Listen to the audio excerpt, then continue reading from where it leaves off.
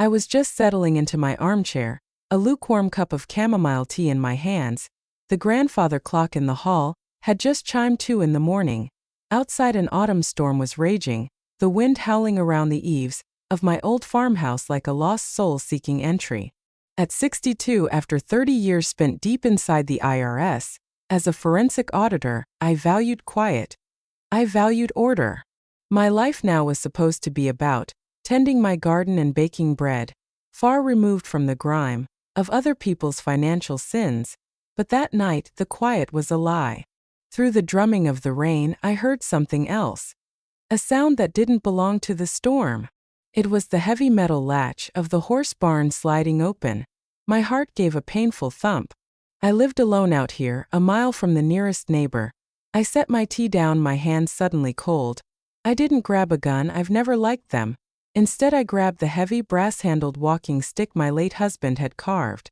I pulled on my boots and a raincoat over my nightgown. The wind nearly tore the kitchen door off its hinges as I stepped out. The rain stung my face like little needles. I crossed the muddy yard toward the barn, the yellow beam of my flashlight cutting through the deluge. The barn door was ajar, swinging slightly in the gale. "Who's there?" I called out. My voice was steady, practiced from years of facing down arrogant CEOs in boardrooms. "I'm armed and I've already called the sheriff." It was a lie, but a necessary one. No answer.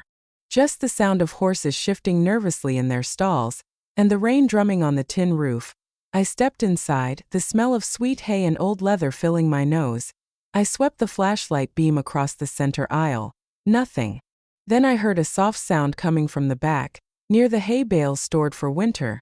It sounded like a wounded animal trying to catch its breath. I moved slowly, grip tightening on the walking stick. I rounded the corner of the hay stack. Oh dear God! The flashlight almost slipped from my hand. Huddled there, pressed into the scratchy straw, soaked to the bone and shivering violently, was my daughter Emily. She looked up at the light, her eyes wide with a primal terror. She wasn't wearing a coat, just a thin silk blouse that clung to her skin, and pair of jeans covered in mud. Her beautiful blonde hair was plastered to her skull. "Mom," she whispered, her teeth chattering so hard the word was barely audible. I dropped the stick and fell to my knees beside her. "Emily, baby, what are you doing out here? Where's Jason?" At the mention of her husband's name, she flinched as if I'd struck her. She scrambled backward, pressing deeper into the hay. "Don't tell him, please, Mom, don't tell him I'm here. He said if I left, he'd lock me away." My blood ran cold. I reached out and touched her arm. She was freezing. "Nobody is locking you away, honey. Come on, let's get you inside."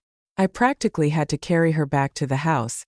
She was limp and exhausted, as if she had run the entire 10 miles, from the beautiful vineyard estate she shared with Jason. Once inside, I sat her by the fireplace and threw another log on the embers. I ran to get blankets and towels. When I came back, the firelight illuminated what the darkness of the barn had hidden. I stopped dead in my tracks. The towel in my hand fell to the floor. The left side of Emily's jaw was swollen, turning a sickly shade of purple. There was a cut above her eyebrow, dried blood matted in her hair. But it was her wrists that made the bile rise in my throat. As she reached for the blanket, I saw the distinct angry red marks of fingers. Someone had grabbed her hard and shaken her. "Jason did this," I said. It wasn't a question. It was a statement of fact. Emily pulled the blanket up to her chin, staring into the fire. A tear rolled down her bruised cheek. "He wanted me to sign the papers, Mom, the loan documents using the vineyard as collateral.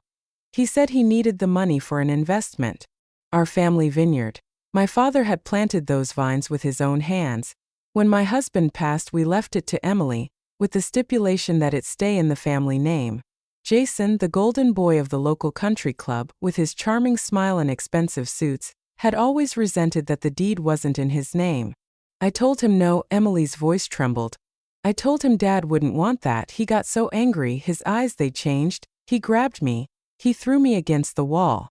She began to sob, a horrible racking sound. "He told me I was crazy, Mom. He's been telling everyone I'm losing my mind, that the stress of the vineyard is too much for me. He said he already talked to Dr. Albright. He said he was going to have me committed for my own good so he could manage the assets." Gaslighting. Physical assault. Attempted theft of inheritance. I sat down beside her and pulled her into my arms. I rocked her while she cried, feeling the tremors run through her thin frame. My own heart was breaking, shattering into a million pieces for my little girl. But beneath the heartbreak, something else was stirring. Something cold and hard that I hadn't felt in years. Rage.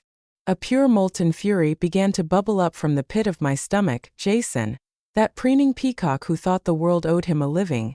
He had eaten at my table every Sunday. He had called me mom, and all the while he was breaking my daughter's spirit, making her doubt her own sanity so he could steal her birthright. He thought Emily was weak.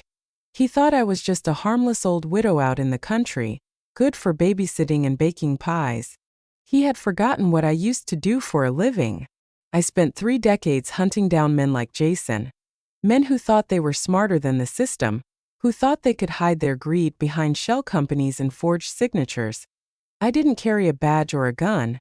My weapons were ledgers, bank statements, and a terrifying patience for details. I kissed the top of Emily's wet head. You are not crazy, Emily. You are safe here. And Jason is never going to hurt you again. I settled her into the guest room, giving her a mild sleeping pill I kept for emergencies. Once her breathing evened out, I didn't go back to bed. I couldn't. The adrenaline was pumping through my veins like rocket fuel. I went into my small home office. I didn't turn on the overhead light, just the small green-shaded desk lamp. I opened the bottom drawer of my filing cabinet and pulled out an old worn leather briefcase. Inside were the tools of my trade, a high-powered magnifying glass, a specialized calculator, and my favorite red fountain pen. I sat at the desk. It was 4 a.m.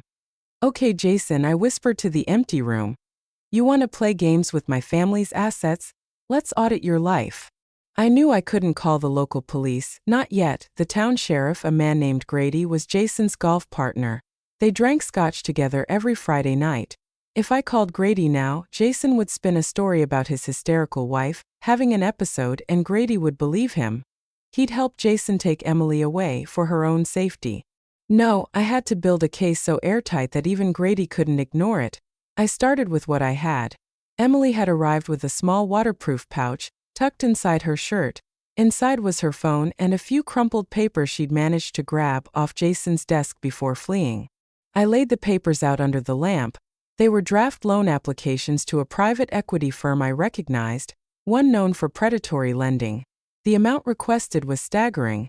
It was enough to leverage the entire vineyard 3 times over. And there, on the bottom line of the guarantor section, was a signature. Emily Vance. I picked up my magnifying glass. I knew my daughter's signature better than my own. I taught her cursive when she was 7 years old. This signature was good, very good. But it had a hesitation mark on the loop of the E and too much pressure on the downstroke of the V. It was a forgery, a high-quality one, likely practiced for weeks. My blood pressure ratcheted up another notch. Forgery was a felony, but proving Jason was the one who held the pen was difficult. I needed more. I needed to know why he needed that much money and fast. Jason came from money, or so he always claimed. His family had oil interests in Texas. Why did he need to mortgage his wife's inheritance? I opened Emily's phone. She had given me the passcode before falling asleep. I went straight to their joint banking app. I scrolled through the last 6 months of transactions. It was a disaster zone. There were huge cash withdrawals at ATMs near casinos 3 states away. There were charges for luxury hotels in the city. On nights Jason was supposed to be on business trips. And then there were the transfers, regular transactions of $5,000 every first of the month to an account under the name C. Rivers Designs. Who was C. Rivers, and what was Jason buying from them every month for $5,000? I knew Emily didn't know about this. She lived modestly, putting everything back into the vineyard operations. Jason was bleeding them dry. The sun began to rise, casting a cold gray light across my desk, covered in incriminating documents. I hadn't slept a wink, but I wasn't tired. I felt sharper than I had in years. Around 8 a.m. my own phone rang. The caller ID showed Jason's name. I stared at the phone for 3 rings, letting the anger condense into icy resolve. Then I answered, making my voice sound weak and quivery, like the frightened old woman he imagined me to be. Hello, Jason. Martha. His voice was smooth and cultured with just the right amount of fake worry layered on top. "Have you seen Emily? She's not at the house. I'm terribly worried. She had another one of her episodes last night and ran off into the storm." The gall of the man. "Oh, Jason, thank goodness you called," I stammered, clutching the phone with both hands. "Yes, she's here. She arrived in the middle of the night, babbling something awful. She's sleeping now." I heard him let out a sigh of relief. "Oh, thank God. I was about to call Sheriff Grady and organize a search party. Martha, you know she's not well. The stress, it's making her paranoid. Did she tell you I hurt her? She's been having these delusions lately." It took every ounce of self-control I possessed, not to scream the truth down the line. "She did say something like that," I said, injecting a note of confusion into my voice. "But she was so hysterical I couldn't make sense of it. She just seemed so frightened, Jason." "Exactly," he said, his confidence returning. "Listen, Martha, it's best if I come get her. I've already spoken to Dr. Albright. We think it's time for an inpatient evaluation. It's the only way to help her. He wanted to bury her in an institution before she could expose his fraud. Over my dead body." "Oh, Jason, I don't know," I fretted. "She's finally sleeping so peacefully. Can't we let her rest for a day or two? I can take care of her here. You know how she loves her old room." There was a pause. He was calculating. "All right, Martha. Perhaps a day of rest with her mother is what she needs. But keep her inside. Don't let her rile herself up with these crazy stories. I have a very important town council meeting tomorrow regarding the vineyard zoning. I need to know she's safe so I can focus on securing our future." Securing his future, he meant. "Of course, Jason. I'll take care of her, you just focus on your meeting." I hung up the phone. My hands were shaking, not from fear, but from the effort of holding back my rage. He had bought the act. He thought he had bought himself time. He had no idea that he had just given me the deadline I needed. The town council meeting was tomorrow night. He was planning something big there, something that required Emily to be out of the way. I looked down at the bank statements on my desk, at the mysterious payments to C. Rivers Designs. If I was going to stop him, I needed to follow the money, and I needed to do it before tomorrow night. I went into the kitchen and made a fresh pot of very strong coffee. Then I went back to my computer. I had resources from my old life, databases I still knew how to access, private investigators who owed me favors. It took me 3 hours to find C. Rivers. It wasn't a design firm, it was a person, Chloe Rivers. A 24-year-old influencer, living in a very expensive downtown condo in the city, a condo that had been purchased 6 months ago, with a down payment that matched an inexplicable withdrawal from Jason and Emily's savings account. I looked at her social media profile. It was filled with photos of her on yachts, wearing designer clothes, flashing expensive jewelry, and in the background of a photo taken last week at a high-end restaurant, there was a man's arm wearing a very distinct gold Rolex, the same Rolex I had given Jason for Christmas 2 years ago. The picture was becoming clearer, and it was uglier than I had imagined. Jason wasn't just stealing for greed. He was stealing to fund a second life. He was destroying my daughter to keep his mistress in Gucci bags. I printed everything. The photos, the bank transfers, the deed to Chloe Rivers' condo. I compiled it all into a neat manila folder. I checked on Emily. She was awake, sitting up in bed, staring blankly at the wall. The bruising on her face was darker now, a stark map of Jason's cruelty. I brought her a tray of toast and tea. "Eat up, baby, you need your strength." She looked at me, her eyes filled with fear. "Did he call? Is he coming?" "He called," I said calmly. "He thinks you're having a breakdown. He thinks I'm a confused old woman taking care of you. He's not coming today." I sat on the edge of the bed and took her hand. "Emily, I need you to trust me. I'm going to go out for a few hours. I need to take care of some business. You stay here, lock the doors, and don't answer the phone for anyone but me. Can you do that?" She nodded slowly. "Where are you going, Mom?" I stood up and smoothed my skirt. I picked up the manila folder filled with the evidence of Jason's betrayal. "I'm going to follow the money, honey, it's what I do best." I went to my closet and bypassed my usual cardigans and gardening jeans. I pulled out a charcoal gray tailored suit that I hadn't worn since my retirement party. It was a little loose now, but it still commanded respect. I put on my sensible heels and grabbed my large leather tote bag. sliding the folder inside along with the forged documents. I drove into the city, the rain finally letting up. My target wasn't Jason.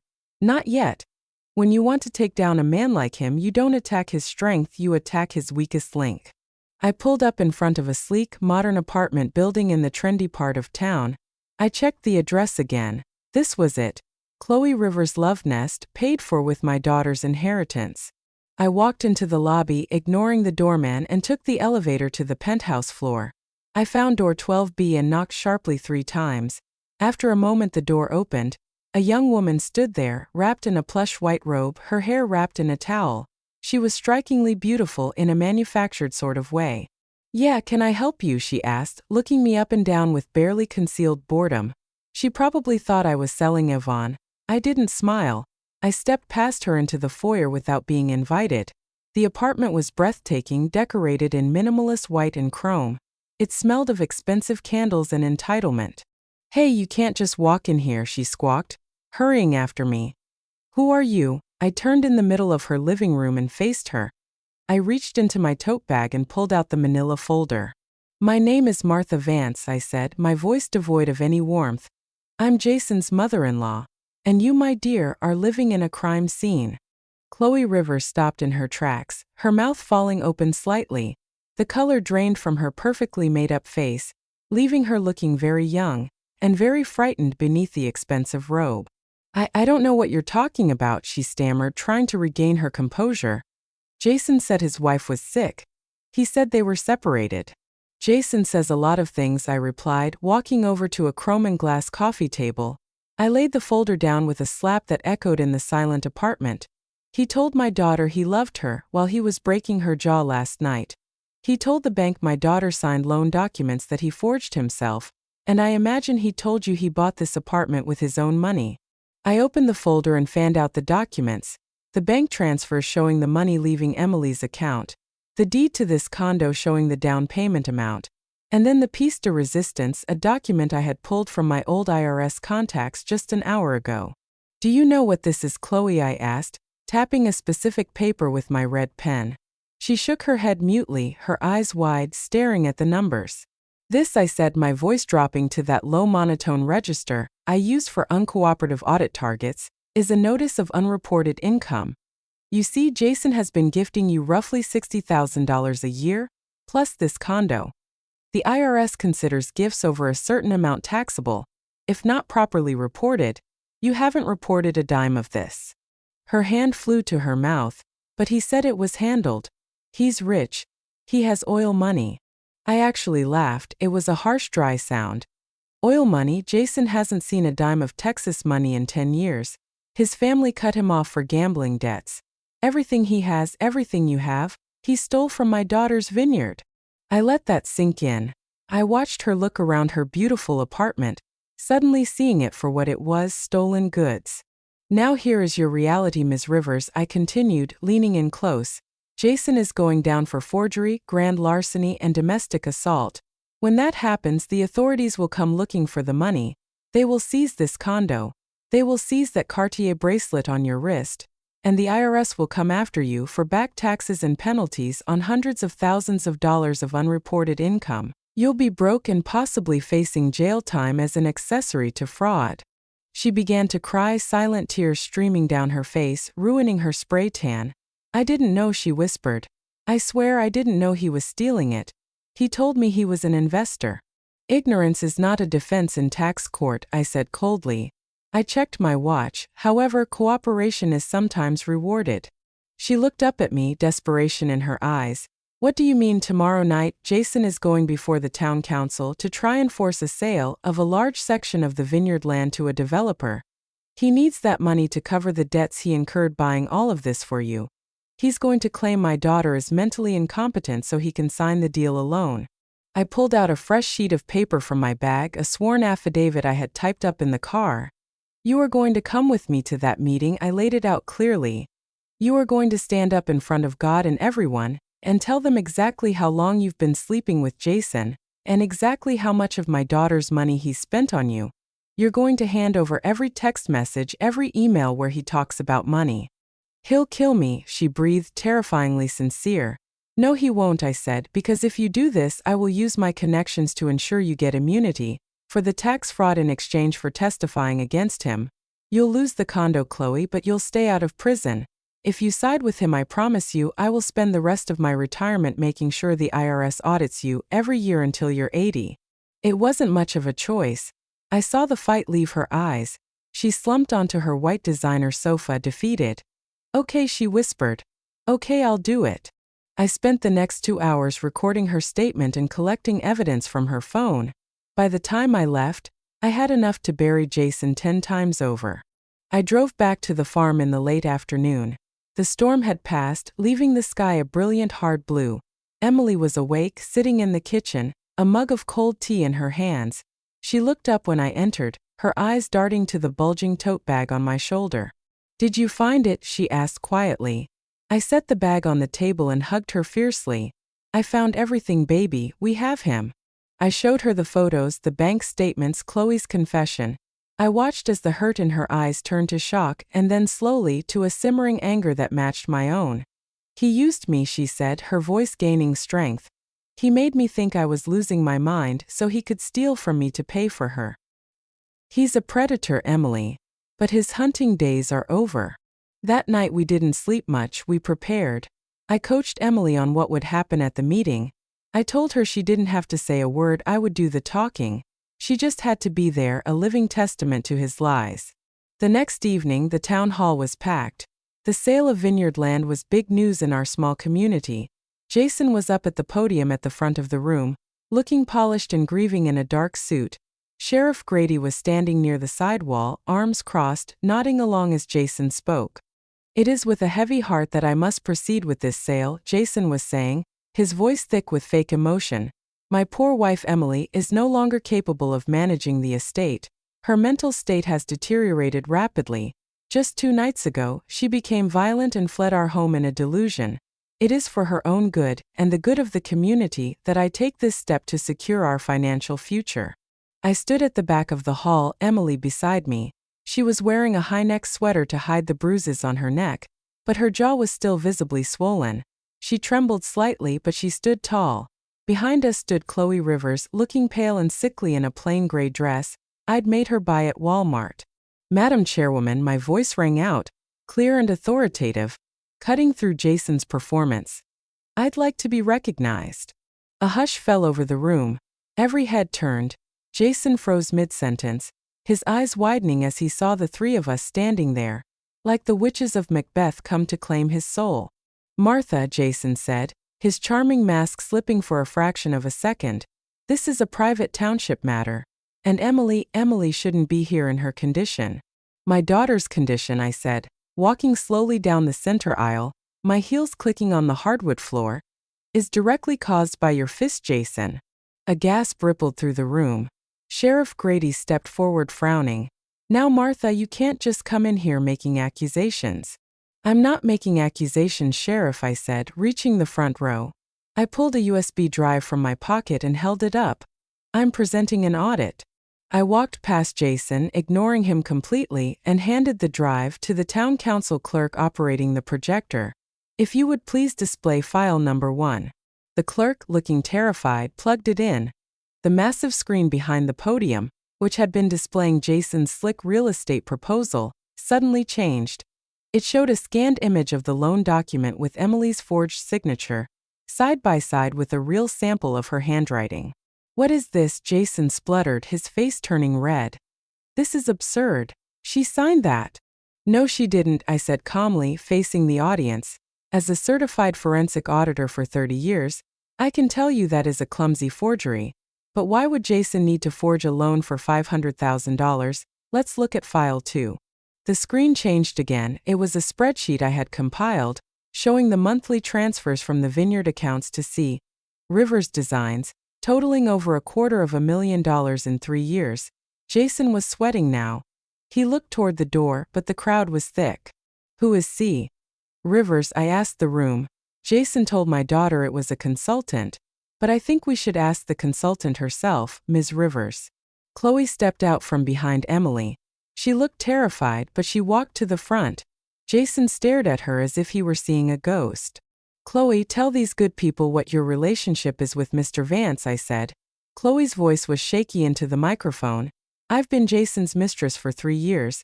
He bought me a condo in the city. He pays for my car, my clothes. He told me it was his oil money. I didn't know it was Emily's. The room erupted. People were standing up, shouting. Jason looked like a trapped rat.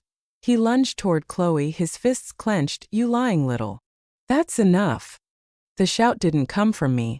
It came from Emily. She stepped forward, pulling down the collar of her turtleneck to reveal the ugly purple bruises on her neck. She turned her face so everyone could see her swollen jaw under the harsh fluorescent lights. He didn't buy her that condo with oil money, Emily said, her voice shaking with rage. He bought it with the money my grandfather worked his whole life for. And when I refused to let him sell the land to cover his tracks, he did this to me. He told me I was crazy. He tried to have me locked up. Jason looked at the crowd, at the faces of the people he had charmed for years, and saw only disgust. He looked at Sheriff Grady for help, but Grady was slowly backing away, looking at the floor. It's lies, Jason screamed, his facade completely shattered now, revealing the ugly, desperate man beneath. They're all lying. That old hag put them up to this. I walked up to him. I didn't raise my voice. I spoke just loud enough for him and the first few rows to hear. The numbers don't lie, Jason. You treated my daughter like an asset you could liquidate. You forgot that she had a mother who knows how to balance the books. Your audit is complete, and you are severely overdrawn. I nodded to the back of the room. 2 state troopers I had called that morning stepped forward, pushing past the ineffective local sheriff. They had been waiting in the hall, listening to every word. They cuffed Jason right there at the podium. He was screaming obscenities as they dragged him out, a pathetic end to the Golden Boy's reign. The town council voted unanimously to reject the sale of the land. It took months to untangle the financial mess Jason had left behind. Chloe Rivers testified against him in exchange for leniency, though she still lost the condo to pay back the estate. Jason was convicted on multiple counts of fraud, forgery, and aggravated assault. He'll be an old man by the time he gets out of prison. Emily moved back to the farm with me for a while. It took time for the physical bruises to fade, and even longer for the emotional ones, but she's strong, stronger than Jason ever gave her credit for. She took over the vineyard operations herself, and last year they won a gold medal for their Pinot Noir. As for me, I went back to my quiet life. I tend my garden, I bake bread. I drink my chamomile tea while the storms rage outside. But I keep my old leather briefcase handy in the office closet, just in case anyone else forgets that some little old ladies aren't helpless, we're just retired.